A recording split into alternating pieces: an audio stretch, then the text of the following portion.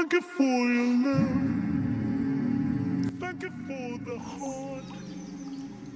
There'll never be a long and lonely night again.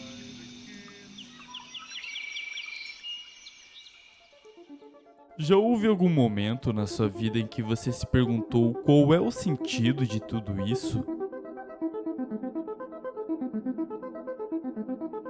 Acredito que todo ser humano em algum ponto teve esse instante de contemplação. Olhando o silêncio e o vazio do mato à noite e se questionou por que de fato estamos aqui.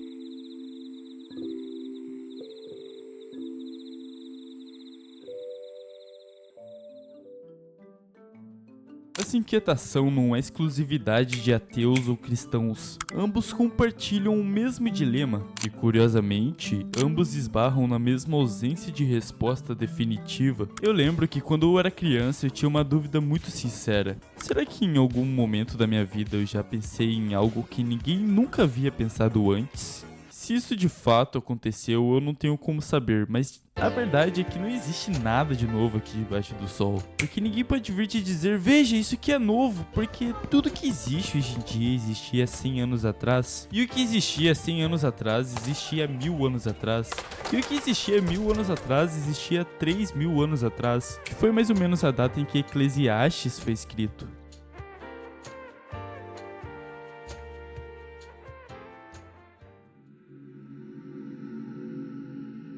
Salomão, por muitos considerado o homem mais sábio e próspero que já existiu, refletia enquanto escrevia esse livro. Os olhos nunca se saciam de ver, nem os ouvidos se fartam de ouvir. O que foi tornará a ser, o que foi feito se fará novamente. Não há nada de novo debaixo do sol. Haverá algo de que se possa dizer, veja, isso aqui é novo. Não, já existiu há muito tempo atrás, bem antes da nossa época. Ninguém se lembra dos que vieram na antiguidade, e aqueles que ainda virão tão pouco serão lembrados pelos que vierem depois deles.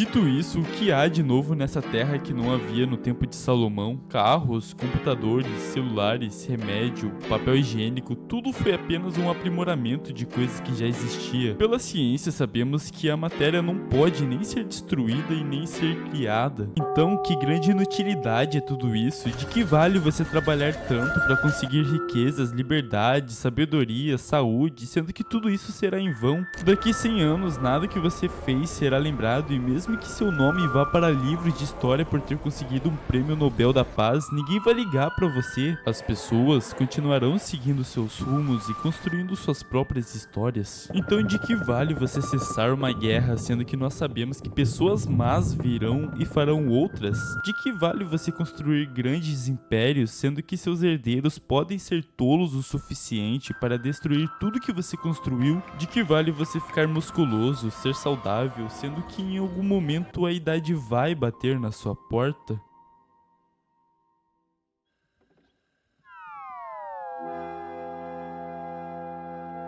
A humanidade vive em um ciclo incansável e enjoativo, e não há nada que possamos fazer. Dito tudo isso, que vantagem você terá sobre o seu trabalho? Tudo é revelo. Assim como Salomão disse, a palavra revelo no hebraico original significa literalmente vapor ou fumaça. Ela aparece 38 vezes no livro de Eclesiastes e em muitas traduções acabou sendo convertida para vaidade, algo transitório, efêmero, que logo se desfaz. Falando em vaidade, existe uma obra que expressa isso como poucas outras. Eu vou te dar 10 segundos para você escrever nos comentários o que você vê nela.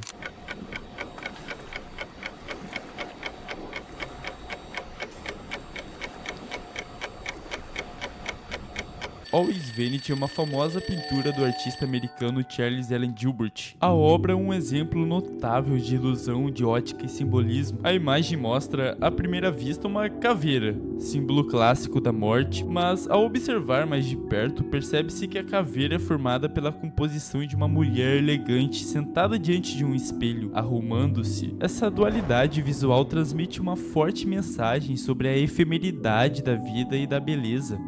Inspirada na ideia bíblica contida no livro de Eclesiastes, vaidade das vaidades, tudo é vaidade, a imagem sugere que por mais que o ser humano se dedique à aparência e aos prazeres terrenos, no fim, tudo acaba na morte.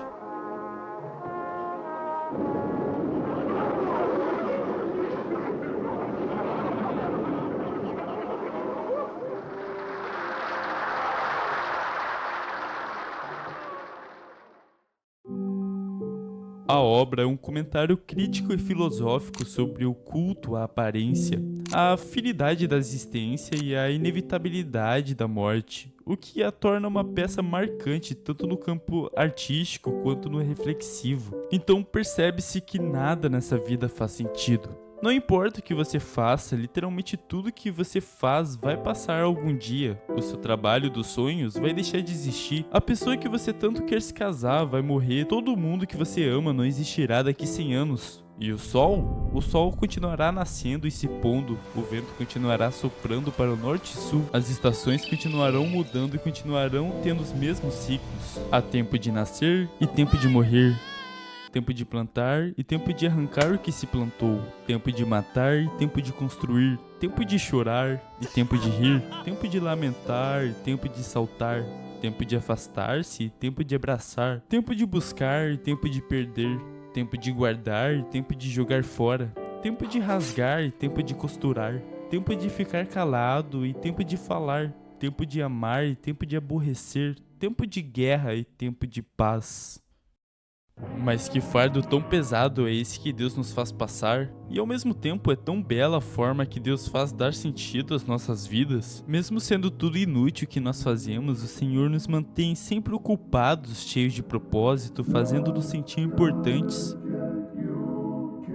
É sempre tão maravilhoso dar risada com seus amigos, se apaixonar pela pessoa da sua vida, conquistar riquezas e abençoar a vida de muitos com elas. O Senhor nos permite passar por tudo isso, mesmo sendo que no final, tudo é correr atrás do vento.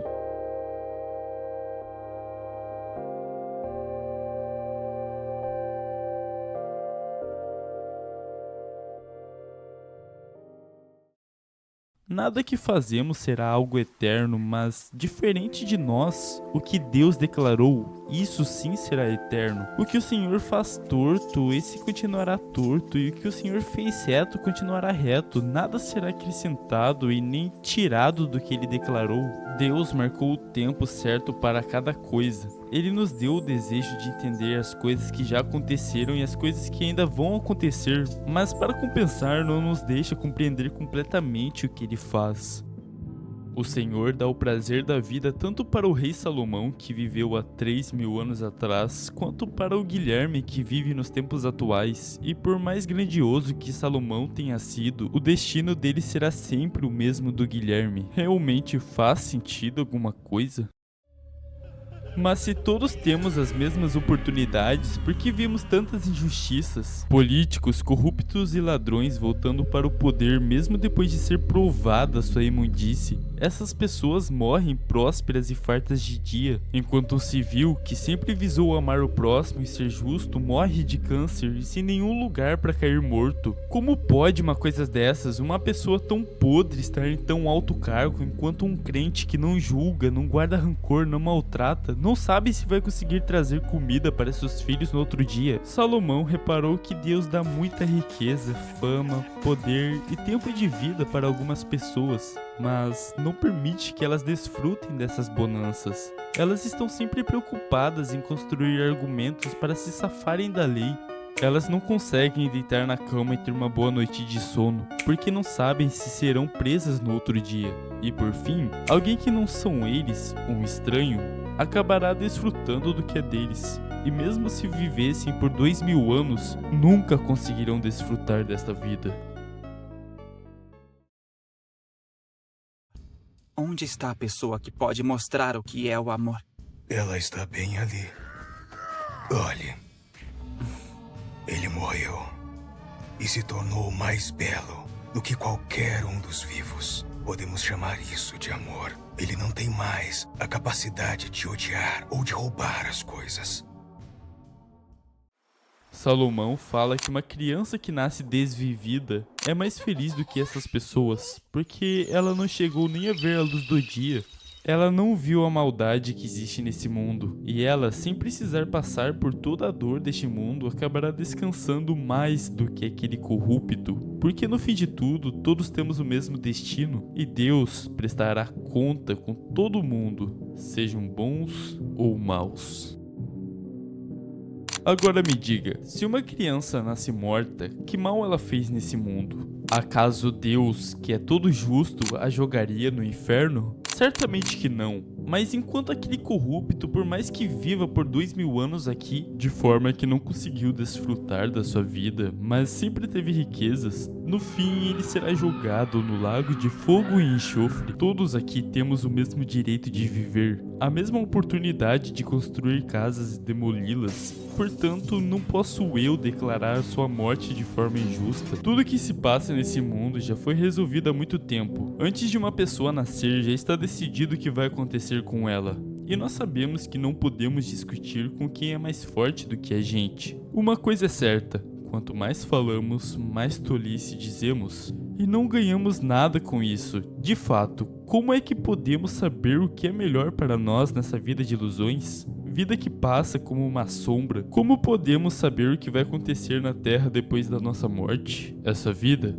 é uma tremenda ilusão. Nada que existe aqui faz sentido. O que os homens fazem deixa de existir e voltam a fazer, mas o que Deus declarou, esse não pode deixar de existir. Nós sempre voltamos para o mesmo ciclo e é impossível entender o porquê isso acontece. Nós não temos como entender a vontade de Deus. Sabemos que é soberana, mas não a compreendemos. Você pode passar a sua vida inteira lendo livros e tentando decifrar esse mistério, mas o Senhor não permite que saibamos dessas coisas. O Senhor revela uma pequena parte da sua glória só para nós sabermos que Ele está lá. Isso é apenas uma forma que Deus usa para não perdermos nossa fé. Então, por mais que tudo seja correr atrás do vento, mesmo assim, o Senhor nos dá uma oportunidade de viver. O motivo para coisas como essas, Ele prefere apenas não revelar.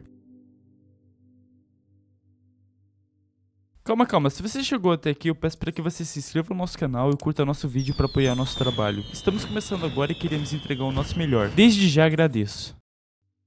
Nós estamos incessantemente tentando preencher nossas vidas com coisas que estão no mundo, como riquezas, relações amorosas, poder, entretenimento, e por mais que tudo isso seja muito bom em curto prazo, acabamos sentindo um vazio quando elas acabam. Um usuário de coisas ilícitas quer cada vez cheirar mais. O viciado em conteúdo adulto sempre quer viver suas fantasias. O viciado em videogame nunca quer sair de casa. O viciado em pegar pessoas sem compromisso jamais pensa em se casar. Mas no fim de tudo, nada que existe aqui realmente nos preenche.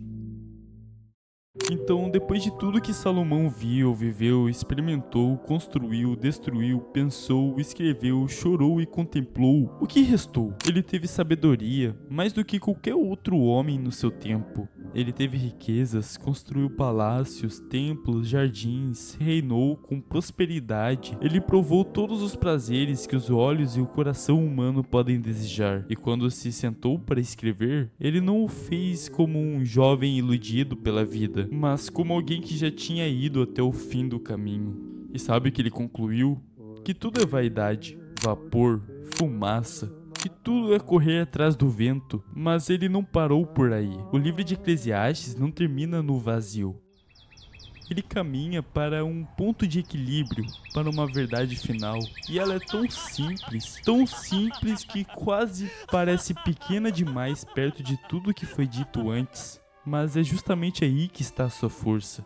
Agora que já se ouviu tudo, ele diz, aqui está a conclusão. Teme a Deus e obedece os seus mandamentos, porque isso é o essencial para o homem. Pois Deus trará a julgamento tudo o que foi feito, inclusive tudo que está escondido, seja bom, seja mal.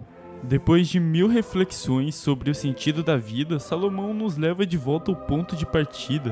Temer a Deus, mas não esse temor que paralisa, não um medo irracional, mas um reconhecimento da grandeza, da soberania e da santidade do Criador. Temer a Deus é entender que Ele está acima do tempo, que Ele vê o que está oculto, que Ele conhece a intenção por trás de cada gesto, que Ele marca o tempo certo para todas as coisas: nascer, morrer, plantar e colher, chorar e rir.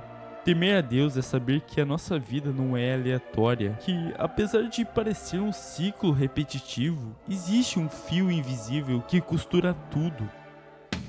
E obedecer aos seus mandamentos. Isso não é sobre seguir regras religiosas para agradar um ser tirano. É sobre alinhar sua vida com a vontade de Deus, que já viu o começo, o meio e o fim. Um Deus que, mesmo sabendo que tudo é temporário, ainda assim nos deu a capacidade de amar, sonhar, criar, aprender, rir. Salomão entendeu que a vida sobre o sol, essa vida terrena, finita, limitada, não tem respostas absolutas. A gente vive cercado de paradoxos. O injusto sofre, o perverso prospera, o tolo é aplaudido, o sábio é esquecido, o tempo passa e a morte vem igual para todos. E mesmo assim, o convite permanece. E se vocês abraçarem essa fé com muita força, muito em breve, entenderão tudo o que eu estou dizendo.